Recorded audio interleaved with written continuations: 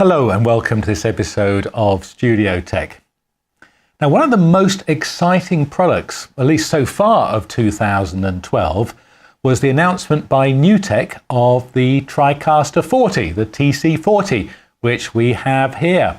And what I have on the desk is effectively a television studio.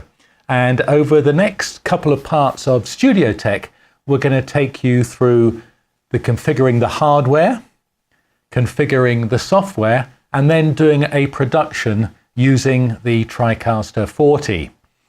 We're going to take a model of creating a video podcast. This is what a lot of people will be using the TriCaster 40 for, but of course you can use it for many other things, for streaming church services, for streaming concerts, football games, whatever you want to get onto the internet. The TriCaster 40 is described by NewTek as being a television studio in a box, and we're going to show how it lives up to that. The basic setup, if you buy a TriCaster 40, is that you get the TriCaster 40 system unit, you get a keyboard, and you get a mouse.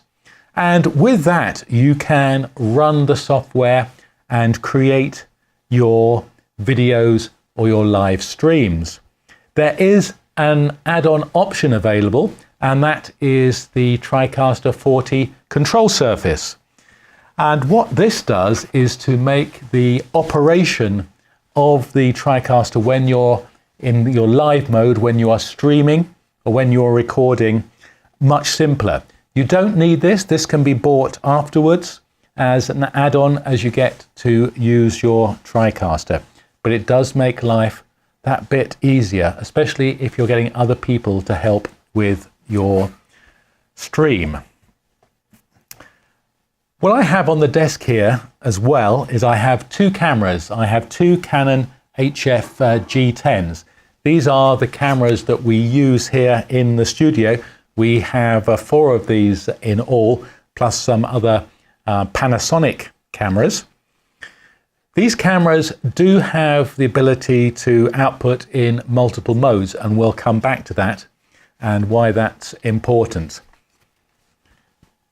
I have a monitor that we will connect up to the TriCaster so we can see the TriCaster's graphical user interface and use that to drive our pretend video podcast. And I have some cables and some adapters. So in this part 1 of the series, we're going to look at how we connect everything together, how you connect cameras, and we're also going to bring in a laptop. A lot of people want to have guests join them via Skype. So our production is going to consist of 2 cameras and a laptop for a guest on Skype.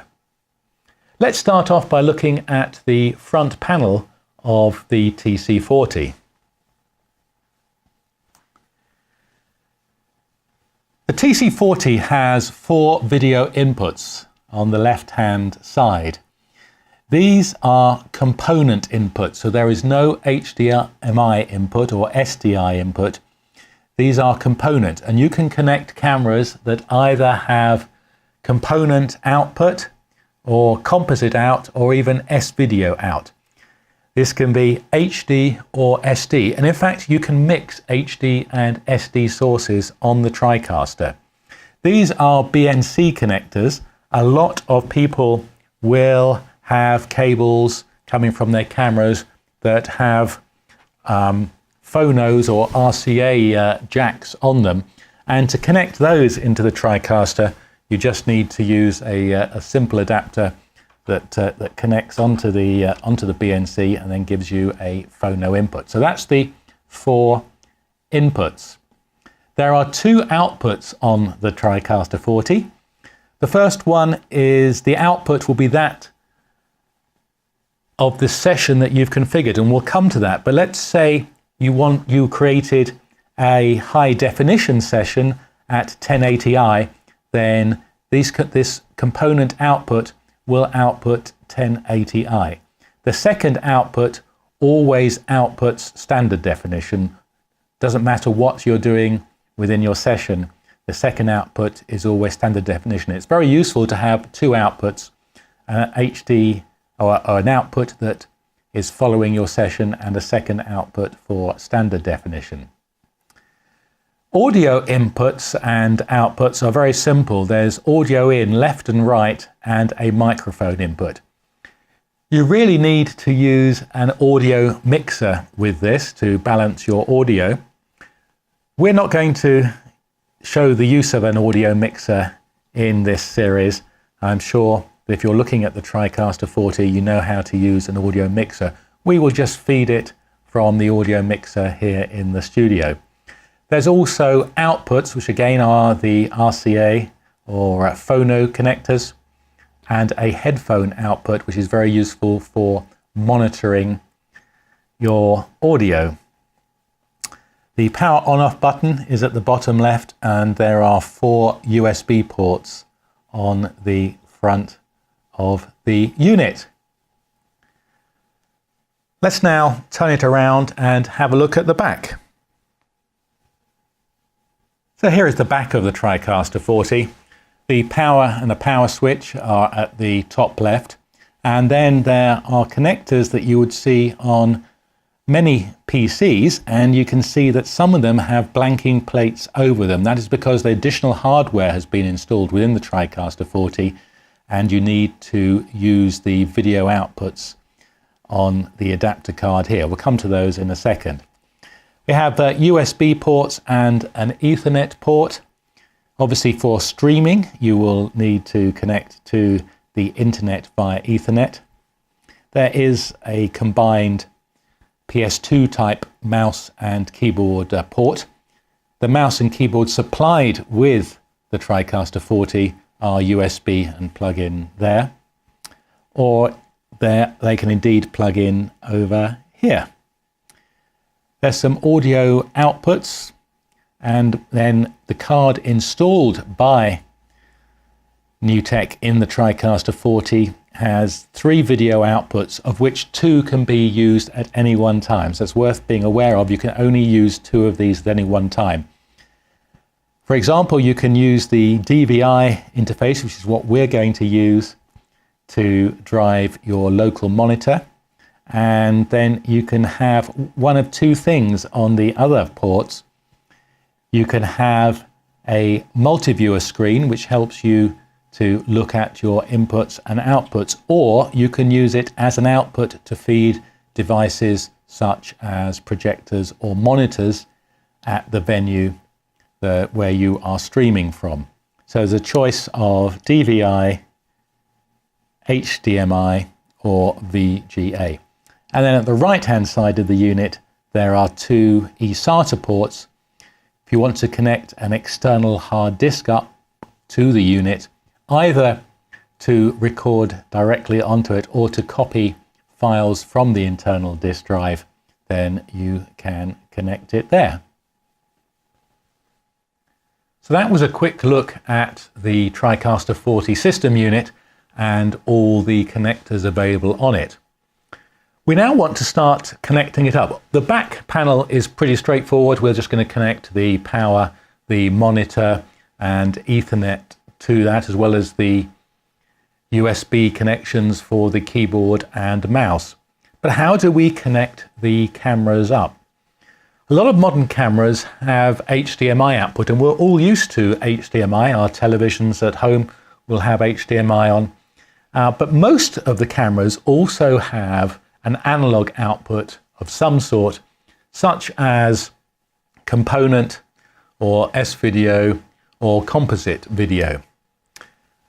On the Canon HF G10s, we're very lucky, and one of the reasons that we bought these for the studio, not just because of their excellent image quality, the manual capabilities, which I'm not going to go into, lots of very positive reasons for buying one of these, but also because it has HDMI out, but it also has component out in HD, and it also has composite out in SD.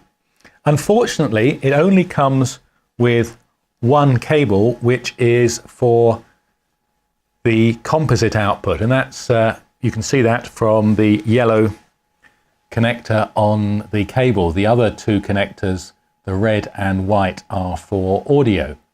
So you can use this cable that comes with the HF G10s, and we're going to do that with one of the cameras. And we're going to plug that in, so we're going to run one of the cameras in SD format. The other camera, which is exactly the same camera, we have got another lead which is available as an add-on from Canon, which allows you to take out HD component, and that has 3 RCA phono connectors on, the red, green and blue, which are the common colors used to denote a component cable. So we're going to have one camera connected via component in HD. We're going to have one camera connected via composite in SD. And the last thing we want to do is to connect up our MacBook Pro. The MacBook Pro has an adapter with it that provides HDMI output, but we can't connect HDMI up to this unit. So we have bought an adapter, a converter, which was £42 in the UK, be around $60 in the US. I actually bought it from Amazon, and this converts HDMI to component. So a quick look at it, video converter, and on one end you can see it has red and white for the right and left audio, then it has the green, blue and red connectors for the component output, and on the other side it has the HDMI input and the DC 6 volts. So a nice little unit, pretty rugged. So you might ask, why aren't we using these on the cameras? And we tried, is the answer. On these Canon cameras, on other sort of prosumer or consumer cameras that we tried, it doesn't seem to handle the communication. When you plug in an HDMI cable, there's lots of information passes between the devices, and it automatically adjusts the output on the camera. And what it seems to be doing, at least with our Canon cameras, is it's adjusting the output down to a strange configuration which doesn't work with the TriCaster 40. These do seem to work incredibly well with computers, and so that is what we're going to use to get the video output, the HDMI feed from our Apple MacBook Pro into this and component into the unit.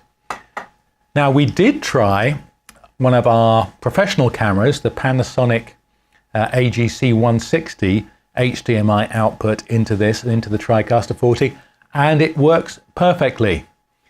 We also have had reports that cameras such as the Sony NX5 also work with adapters like this. So a bit of warning, if you want to try to convert HDMI sources to use with the TriCaster 40, you do need to test the units that you're going to use to make sure that they work. So that's it for part 1, looking at the TriCaster 40. We're now going to wire everything up, and in part 2 we're going to look at the software configuration. Thanks for watching.